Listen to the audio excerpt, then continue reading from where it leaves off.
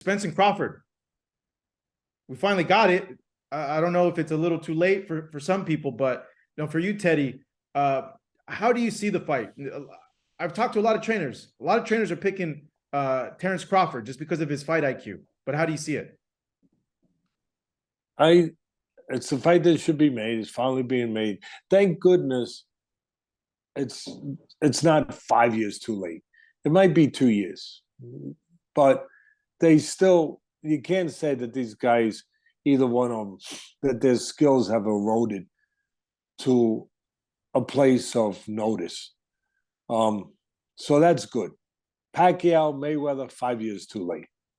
5 years too late. And a lot of the fights, 5 years, 2 years, 3 years.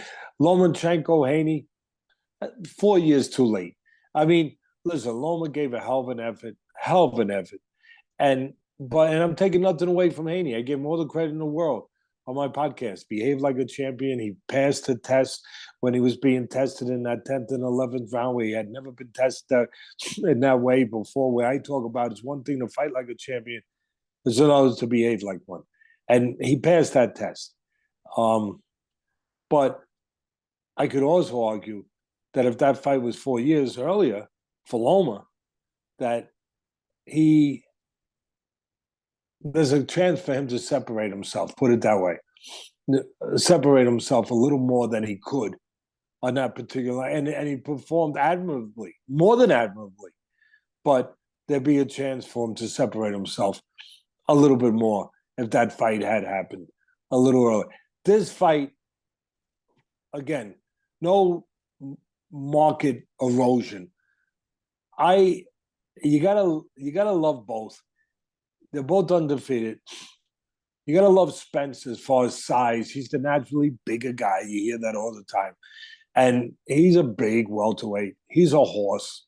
If he was in the NFL, he'd probably be a fullback, because he'll run you over if he has to. He's strong. But he's also more than that. He's got the pedigree, the amateur pedigree in the Olympics. He's got all that experience, all that with international experience, with different styles. And when he beat Mikey Garcia, a smaller man, but when he beat him, he took Mikey Garcia's greatest asset away from him, his ability to control range and box, to counterpunch. Everyone thought, all right, Mikey Garcia is going to look to counter the bigger guy, catch him come in, step out, all of that. And he couldn't do it. Spence dominated. You know why? Because his jab.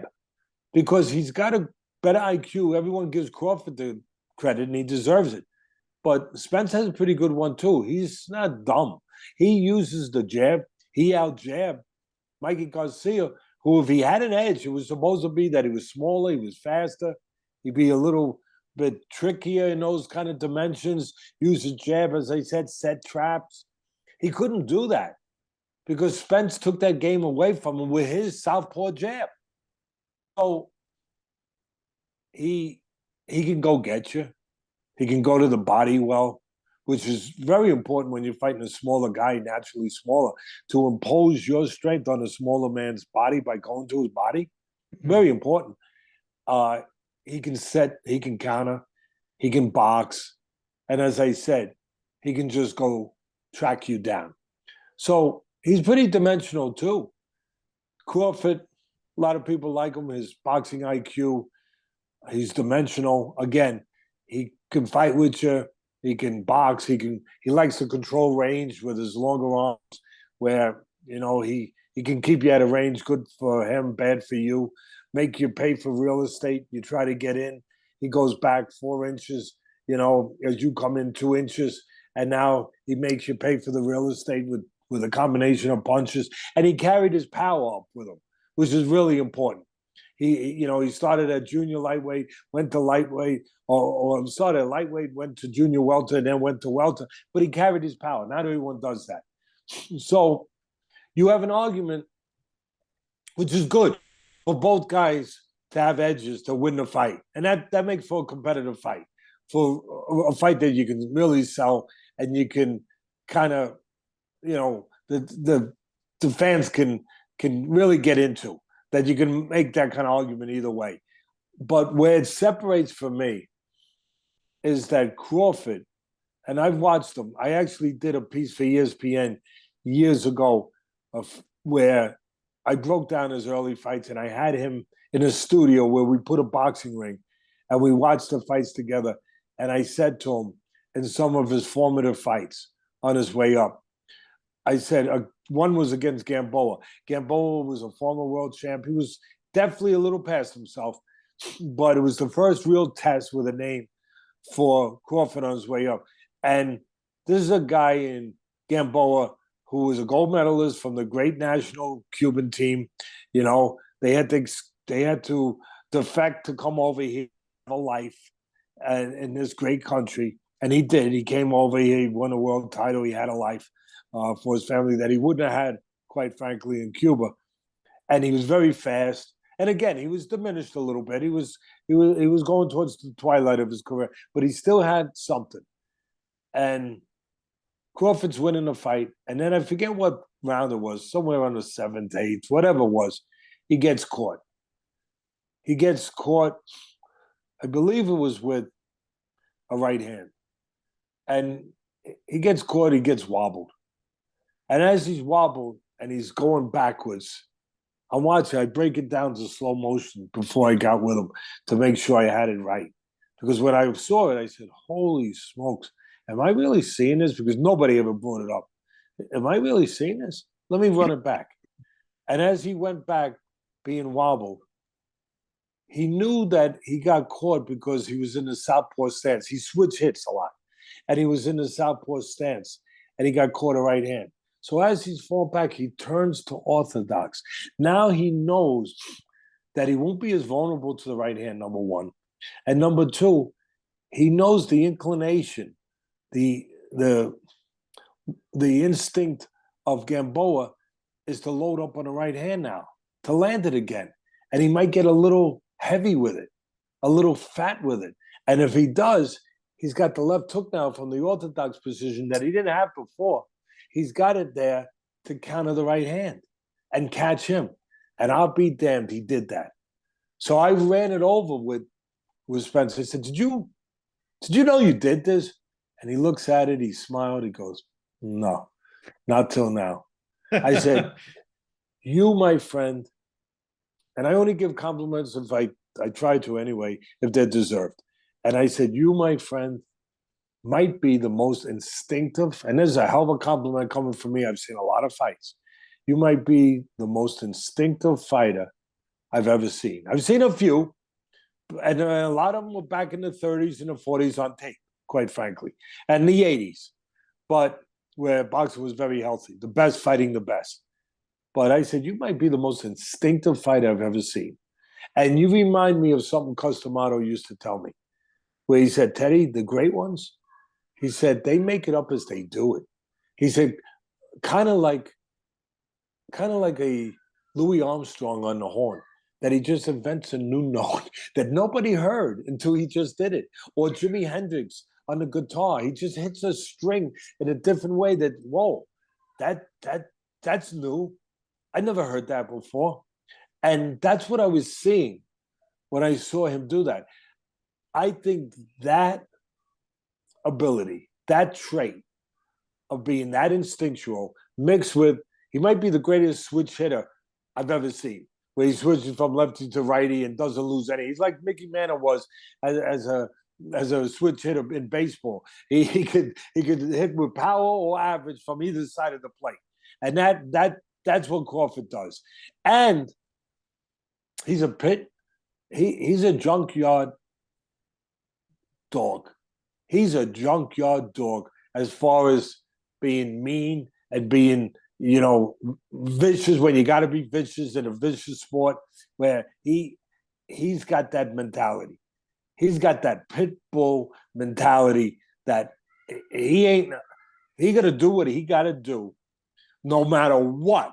Now, I'm not saying Spence don't have some of these qualities, but to the degree that I've recognized it with Crawford, it's at a very special degree. And because of that, yeah, the other guy's bigger. Yeah, the other guy can be relentless sometimes. And yeah, he has a better IQ than people give him credit for because he used the jab and he had that great pedigree from the amateurs with the yeah, all of that. And I love the way he conducts himself outside the ring and in the ring. All of it, both of them. But for what I just laid out, I'm taking Crawford. I'm taking, and I wouldn't be surprised if somewhere it'll probably go a decision, but I wouldn't be surprised. And look, the argument for Spence, he goes to the body really well, go to that skinnier body of the smaller man, And his volume, yeah, yeah. right. That you're gonna get to him. I get it.